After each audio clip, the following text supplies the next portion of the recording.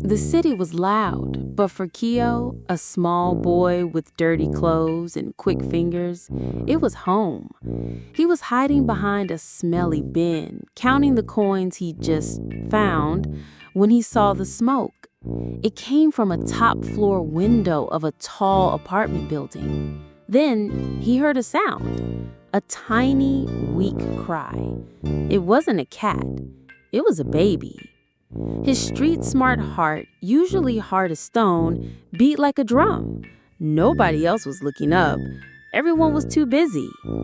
Suddenly, a window smashed above. A woman in a white nurse's uniform leaned out, her face pale with fear.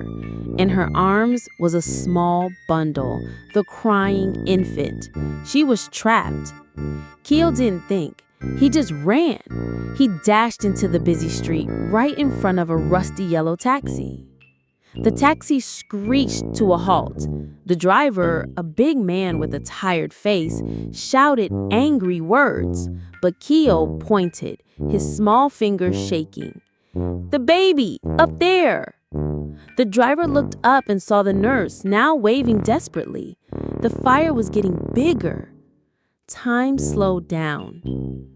The taxi driver's eyes changed from angry to determined. He didn't speak.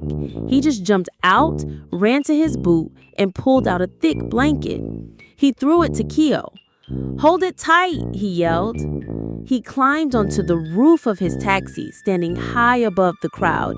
He shouted to the nurse, "Drop the baby. We will catch him." The crowd gasped. It was a crazy, impossible idea. The nurse looked down, terrified, but the smoke behind her was black. She had no choice. She kissed the infant's head and with the prayer, let go. The tiny baby fell from the sky. Keo's arm shook as he and the taxi driver stretched the blanket tight. It was a tiny target. The world went silent. Keo held his breath. This was magic or madness. Thump. A soft weight landed in the center of the blanket. The baby was safe. A cheer exploded from the crowd. The nurse, now rescued by firefighters, ran down the street crying tears of joy. She hugged her little patient. Then she hugged the dirty street boy and the tired taxi driver. Keo looked at the baby's peaceful face and then at the coin still in his hand.